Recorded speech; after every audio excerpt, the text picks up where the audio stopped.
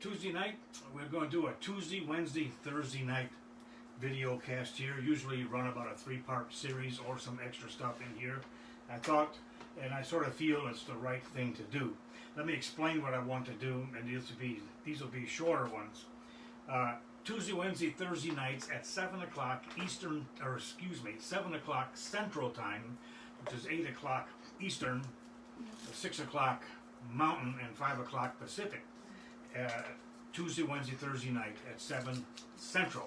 That brings in that's able to bring in the Philippines on this, but tomorrow morning at 8 o'clock is when they're going to pick this up.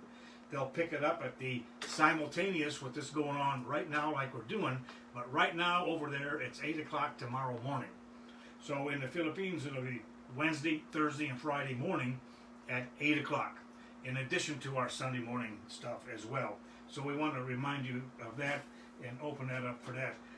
I want to start a three night quick series in 2 Thessalonians 2, because I've got a lot of questions on this, and it has to do with the coming of our Lord Jesus Christ and our gathering together with Him.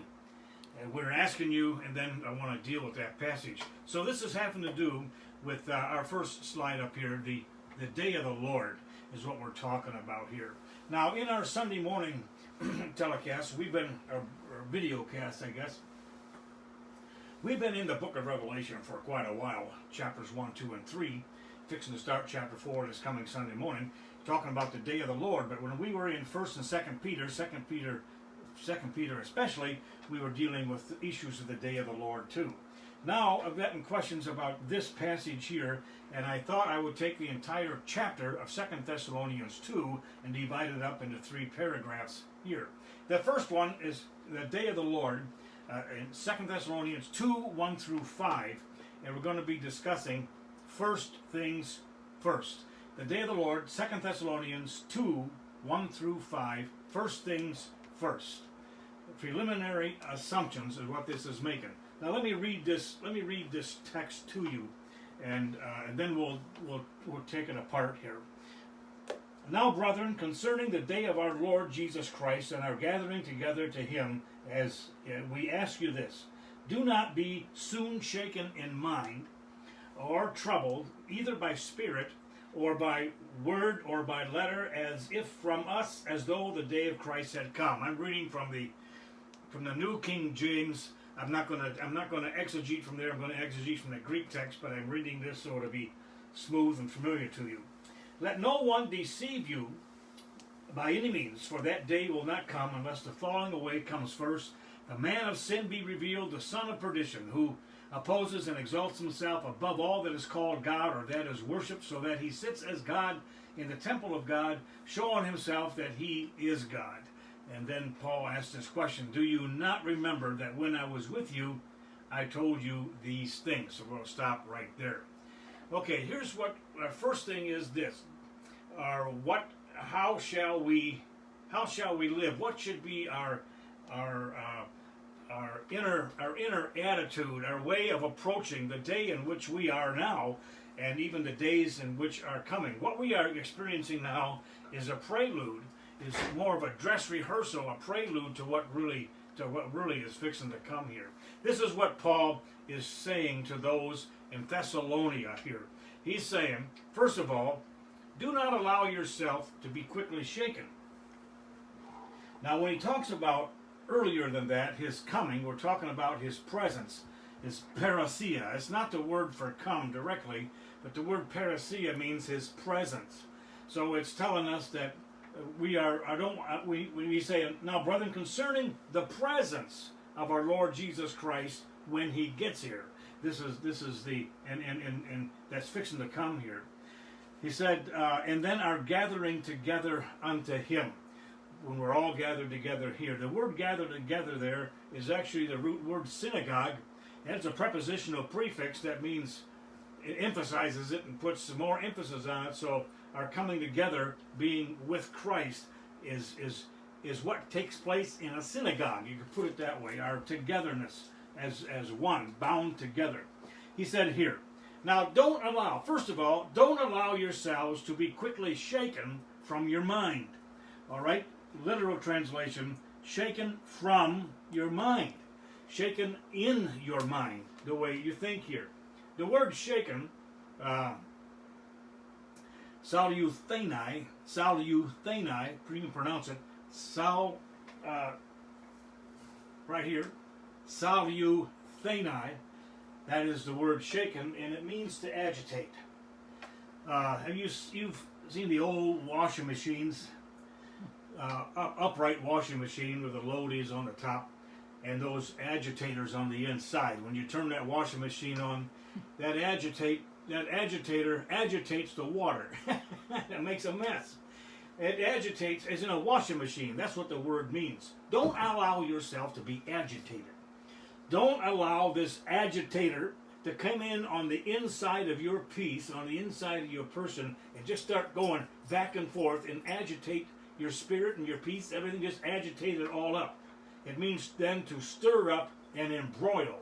It refers to being rolled about and tossed about, to being greatly disturbed. And don't allow that. In other words, he's saying this, stop allowing that to happen. That is not God's purpose in this. Actually, it's an infinitive speaking to result or purpose. It's not God's purpose in what's going on today, now, for you to become agitated. That's not God's purpose. It's not God's purpose for us to become agitated and all shooken up. As we might say, all shaken up. Don't allow it. Stop allowing us. Don't let it shake us. Don't let it. We may get concerned and afraid sometimes, but don't let it unnerve our faithfulness and secureness in the Lord. He said here, from your mind. Don't let it come from your mind or through your mind, but it is from your mind. It is something that's in here. It happens in our head. It happens in the way we think. The mind refers to intellect, understanding, and persuasion, or perception. It can refer to the frame of one's mind. It can refer to our heart. It can refer to our soul, our thinking, how we think, and all of that. So it says, don't allow yourself to be agitated by the thoughts that come into your mind about what's taking place in the country today and in the world today and what's fixing to come. Peter wrote about this right away in 1 Peter chapter 1. And one of these days maybe we'll fuss more with that. So the first thing is here is stop allowing yourself to be all shook up. To be agitated together from your mind, just agitated from your mind. The next thing is this: don't allow yourself to be alarmed, neither through spirit, nor through the word, nor through a letter, nor as if the day of the Lord had already come, which of course it hasn't. So where the word alarm means an uproar. To cry aloud, to clamor, to be terrified. It is an infinitive, and also like the other, it's a passive voice here. We don't allow, in other words, we don't allow what's happening out here. We don't allow that to alarm what's happening on the inside. We don't allow that which is happening on the outside to alarm us. What's happening on the inside of us. Don't allow that to happen.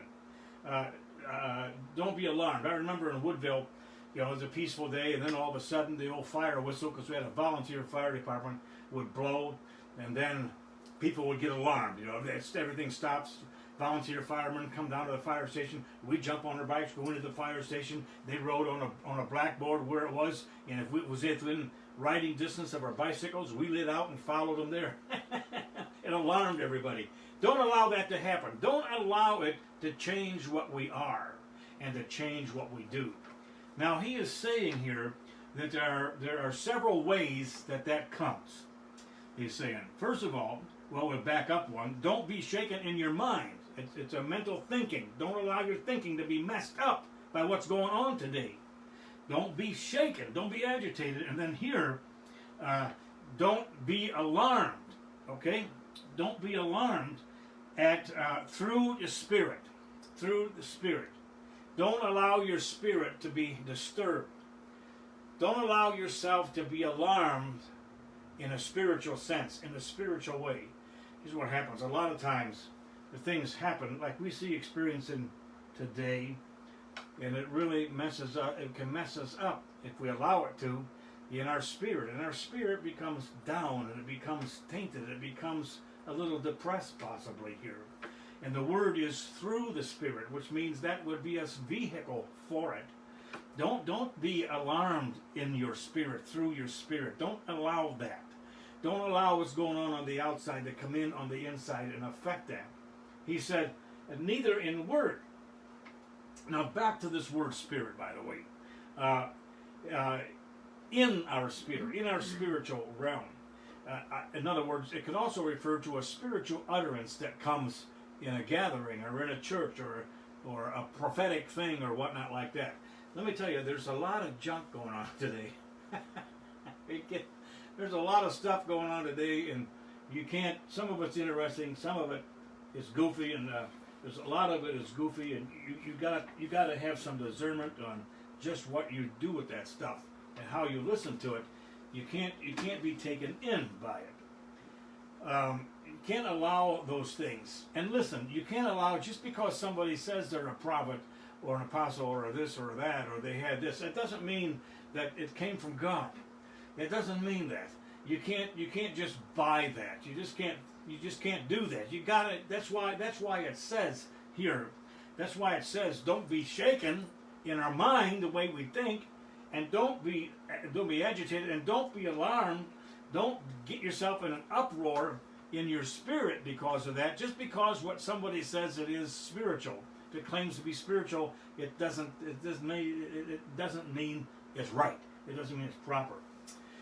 In word, this is through the word. Don't allow yourself to be alarmed through the word, through the Spirit, or through the word. What word is that? This refers to what somebody tells you, the word that somebody tells you. You have people come up and say, "I have a word," this or that or whatever. And that you have to be the judge of whether that is right or not. But he is saying, don't be alarmed by what somebody says to you, or by what you hear some preacher preaching, or what some evangelist preaching, or some other friend saying, or somebody respected saying this, and how they're this, that, and the other, what all of that is, a message from a minister, apostle, prophet, whatever it is. Don't allow that stuff to alarm you in your spirit. Don't allow that to alarm you. Stay steady is what he is saying. That's a key thing in this day and age, and what we're going through is to stay steady. Stay steady. Some people were happy at the writing of this text that they were thinking, oh, the Lord has come already and we missed it and all this and that. No. So they get all shook up. And I've heard a lot of that kind of stuff too, all over the place. It's amazing.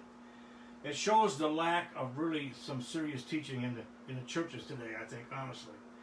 Anyway, through a letter, if somebody writes to you, or somebody jots something down, or somebody writes a discourse, or somebody writes a paper, or you see something in the press that's written, or whatever that is. That has to do with an epistle, a letter. If somebody writes you a letter. Now, in these days, it was quite common to write letters regardless to that. The word there is epistolates. Don't allow what somebody has written to alarm you, to disengage you, to get yourself all shook up there. So, don't be alarmed, neither through your spirit, nor through word, nor through somebody's letter, a discourse, or whatever, as if that day of the Lord has already come to pass. The construction here in this verse is an interesting construction. It is literally this: don't allow yourself don't allow these to happen as though through us somehow you had heard that the day of the Lord had already come. In other words, this is what was happening.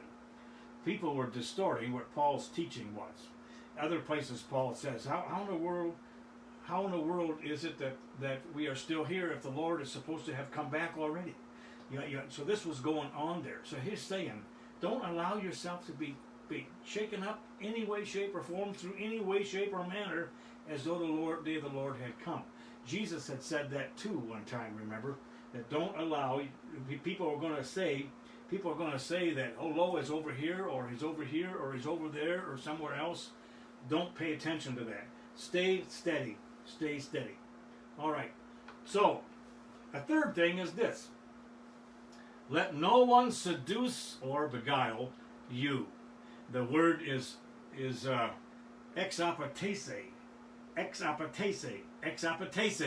seduce or beguile, according to any possible manner or means. That's written that way because it includes anything and everything by any way whatsoever. Don't allow anyone to seduce you. Now, this is probably one of the most dangerous things here. Seduce you. So there were three things. There were three things here that Paul said. Don't allow yourself to be shaken.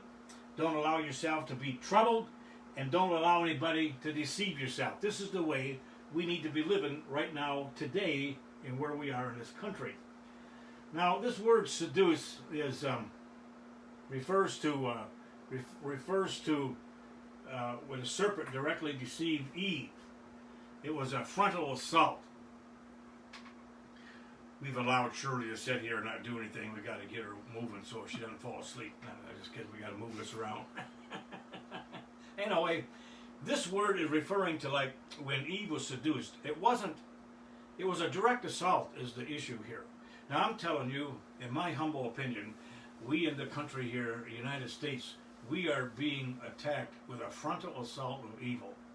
The true nature of evil and the new world order and globalism and all that is being unmasked, and those who have eyes to see can see it.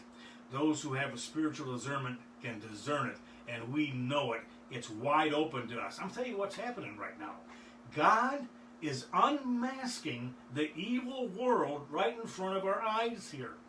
Now, some people see this and they come overcome with emotive concerns, and you wrap the word love all around that and whatnot, and they allow themselves to be seduced, to be beguiled, is the word here. Directly assaulted is a frontal assault by evil. The devil, Satan, is what it is. The deception in this frontal assault takes place by deceptive things, by good words. They are idle words and they are empty words. They are vain words, words and speech and this and reasoning. To a person who has real spiritual discernment, they don't make any sense and you can see through them. If you can't see through them, you got a trouble there. It sounds good, even religiously, it'll sound good. We've had a lot of that going on in the church world over the years. It sounds good, and people are taken in and seduced by that. So that's what Paul is saying. Let me repeat it here. How are we going to live now in this world that we are in? Don't be shaken in mind, troubled in spirit, or by letter, or by word, as though the day of Christ had come already, and don't allow anybody to deceive you by any means. All right? And here's the verse. We can see it right there. Let no one deceive you or beguile you, because that day of the Lord will not arrive until the apostasy comes first, and then the man of lawlessness, the son of destruction, is unmasked. The word is unmasked. Okay, let's look at the word falling away here. Falling away. Because the day will not come until the falling away comes first. The word is apostasia. Okay? Apostasia. I got an angle here and I got two sigmas coming together and it messed me up a little bit. It looks like apostasia. It's a falling away. What does it mean? The word here, Paul, means right there, from, away from. So it's going to be something that's going away from. This word, starting with the sigmas, stasia. Stasia means to stand. To stand. You know, God has given us a place to stand. Having done everything to stand, let us stand.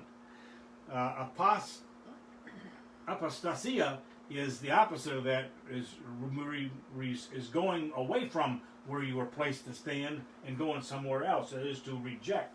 It's a very serious word, apostasia. We are actually there. We've been there for a while, and the division is being more clearly defined and seen all the time. But the word means to stand away from, to separate oneself from where one was, to withdraw, or actually, it could be revolt. It actually is a revolt and a desertion. It can be translated as divorce too at times, or a defection. It's a defection. A lot of defections going on. It is to move away from and then depart from where one has been stood, from one's original standing, and then go stand somewhere else. People who compromise the truth of God's word and proper theology and right interpretation, this is what they do. They apostatize the faith. In the church world, this can happen. One can leave where one has been stood.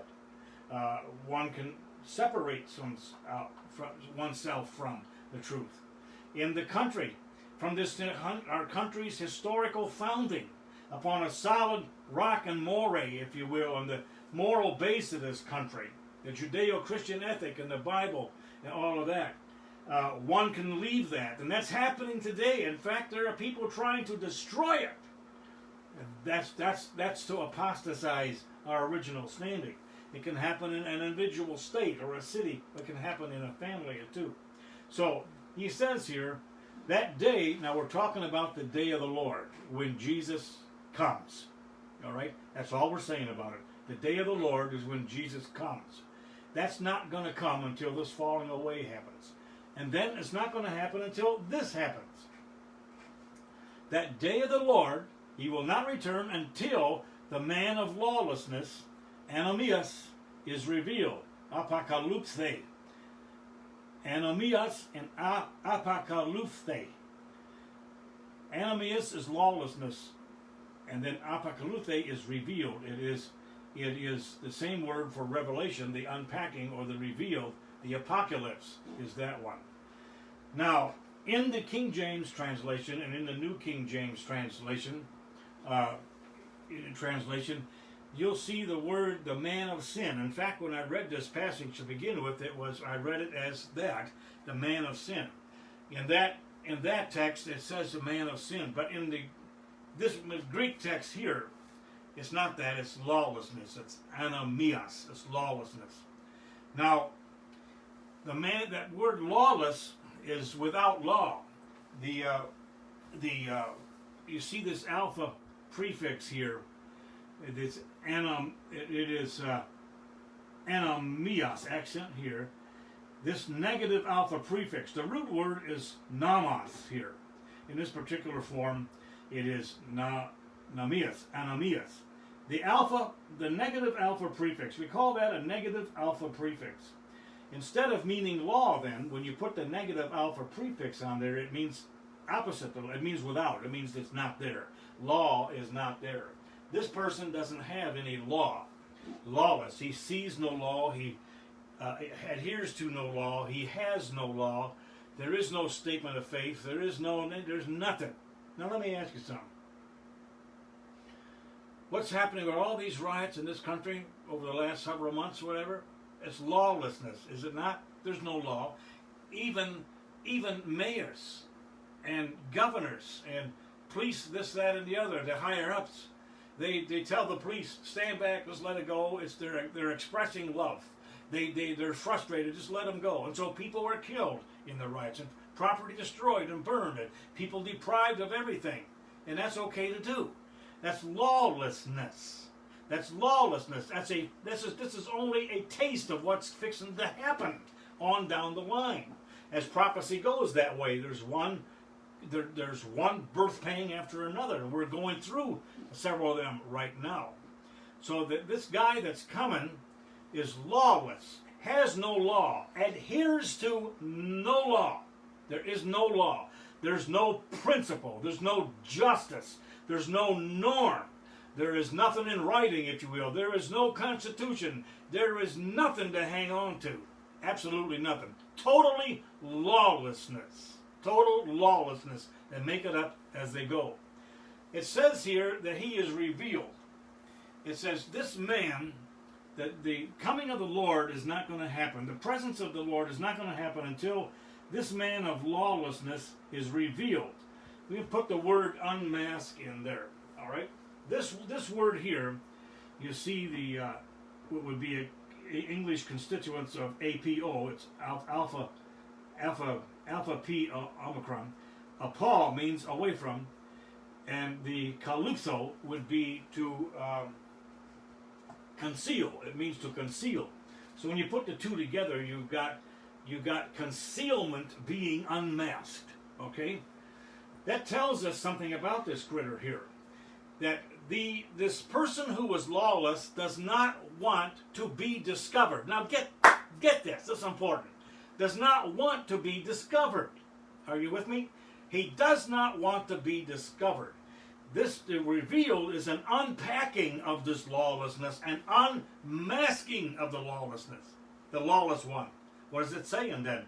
It's saying that the lawless one is going to come as somebody else. He's going to come in a mask, and he doesn't want that mask to be taken off, which means out front, he's not going to reveal himself as lawlessness on the outside. It's going to be unmasked. I'm telling you, in this day and age in which we are living right now in this country, lawlessness is being unmasked layer by layer by layer by layer by layer by layer by layer. It's being unmasked. And let me tell you, lawlessness cannot stop it. It cannot stop itself from being unmasked and revealed and unmasked layer by layer by layer by layer by layer. We are seeing the dark underbelly of this lawless spirit being unmasked. Long before this lawless one comes on the scene personally, there's going to be the spirit of this lawlessness one come. We're seeing that happen right now, I believe. We're seeing that happen. But the lawless one has yet to be unmasked. And the unmasking of this lawless one is something that the lawless one does not want to happen. He's not looking for it, which is going to guide us into how to interpret other things here. The lawless one here, it tells us that this. The text tells us two things. One, he is the son of destruction or perdition. The word is apoleios. Apoleios is the word of destruction. And this one opposes God, stands against God. Anti-Kamenos. Anti-Kamenos, he is opposed God, the God who is worshipped. The destruction means to destroy completely, but not from the inside, but from the inside out, not the outside in. Not the outside in. This is to destroy from the inside out. I'm telling you, we think sometimes, when you hear all of the normal end time stuff, you think God's going to come and he's going to come and just with an atomic gun and just shoot the stuff. No. This is going to be destroyed from the inside out. Evil and lawlessness always goes too far. It rots from the inside out, is what it does.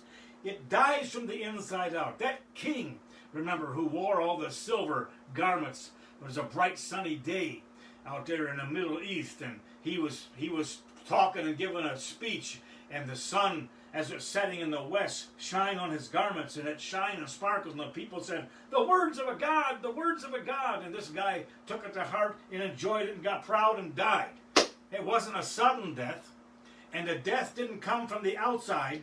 It came from the inside out. He was eaten by worms, literally eaten alive from worms from the inside out. A very painful death. That's what this destruction is talking about. It's being destroyed from the inside out, not from the outside in. It is not from an atomic explosion. It's from a disintegration from the inside out. It's a word that refers to a state after death, actually, is what it's talking about here, normally. Which one, and in this state after death, when one dies, this one is excluded from eternal salvation. It's a state in which one finally realizes is lost and is too late, is gone. The kingdom of God will have come, and it'll be awful. It'll be over with. It'll be too late. That's what this picture is here. So this son of destruction, the son of perdition, and then he opposes God. The word, by the way, destruction doesn't mean extinction. We got to deal with this, and I'm going to be just a few minutes over, which is nothing new, I guess. It remains to mean spiritually lost for eternity here, but it does not mean extinction. It doesn't mean the body or neither the spirit. Neither the body, neither the spirit become extinct. Now let me jump on that just a minute here. Oops. Let me jump on that just a minute. It doesn't mean that the spirit or the body become distinct, extinct. It's not that. It is this. That just a minute. When I messed that slide up, I got just a little bit. Yeah, because neither the body nor the spirit become extinct. They do not cease to exist. The body goes back to its constituent elements. What's the Bible say? From dust you came, to dust you go back to. And the body goes back to dust. It does not cease to exist. The elements out of which God created that body exist, but not as a body, but they do not cease to exist. And the spirit takes on a new existence, separate from the body, separate from its previous existence, and that existence being joined to the body. It's no longer joined to the body anymore. It doesn't cease to exist. It exists somewhere else in a different way.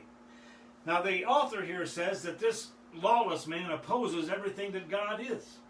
That means he stands absolutely against God. Absolutely against God. The main root of this word means to be, the main root is to be placed somewhere, to lie in wait against a prey. The one who stands in direct opposition to God here is the one who lies in prey, waiting on a right opportunity to pounce. This guy, this lawless one, is opposed to God. Now this is all coming here. Now, this has to do with the lawless one. How are we to live right now as we are today? And I've been asked this many times. How are we able to put up with this? It says this: don't be shaken, don't be agitated in your mind. Don't let your mind be messed up. Secondly, don't be troubled. Don't go nuts. Either by somebody's spiritual pronouncement, and some of these goofy things can really disturb you. Don't pay attention. You've got to know what's right and wrong. You got to ask God to help you get through it. Even what I'm saying and what I teach and preach, it needs to be examined.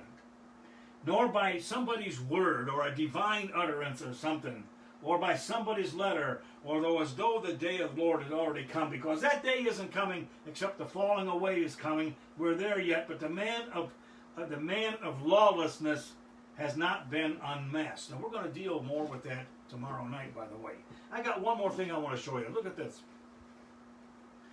This is incredible. I found these. I do a lot of research here and there all through, and it takes up a lot of time, and it pushes me some. I don't know what you think of these, but look at this one on the left. Going to hell and proud of it. Look at the girl that's holding up that sign. I mean, I pulled this. I don't remember where I pulled it from. I came across. I found it somewhere, but on the internet. Going to hell and proud of it. From these demonstrators and these rioters and these lawlessness produces this. Can you imagine if that is your daughter out there? How would you imagine this being your daughter? She's going around parading, demonstrating, holding this sign, going to hell and proud of it. These people don't realize what that means. Do you realize? Do you realize that they don't realize evidently what it means? Can you picture that? Even the worst of critters ending up in hell for eternity, absolute total darkness, separated from God, a place that wasn't really created for them, not originally, and being separated for forever and ever, for eternity, never to see the day of light, never to experience the presence of God, to be isolated forever. And that's where they're going, and they're proud of it, and they're leading the march there. This is what's happening today in this country. I'm telling you, we need to be praying. We cannot allow, when we see this, we cannot allow our love for the lost to go away because of this. As it says, because of evil will abound, the love of many will grow cold. We can't allow that to happen. This girl is not going the right way here. The whole crowd isn't. Then we got this, and look at this sign, this guy. Notice the website, undojesus.org. Look that website up. Go to it and you'll see all this. This picture will be off that. It says this: if Jesus returns, kill him again. Can you imagine?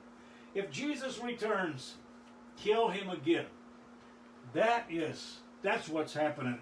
That's what's happening today. And this is what Paul says with regard to all of this stuff. One more time. Don't be soon shaken in mind. Agitated in mind. Don't let your mind get messed up. Or be troubled by spirit. Or by a word somebody says. Or by a letter. Or by a news article or this or that or whatever. And don't let somebody try to tell you the day of the Lord is already gone, or he's come back, or it's too late, or he's not coming back, or whatever that. Don't let that happen either. And then he says, don't let anybody deceive you by slick words. That's how it's going to happen. It's going to happen by discourse and words and philosophy and ideology and all of this stuff. Don't allow that to happen to you.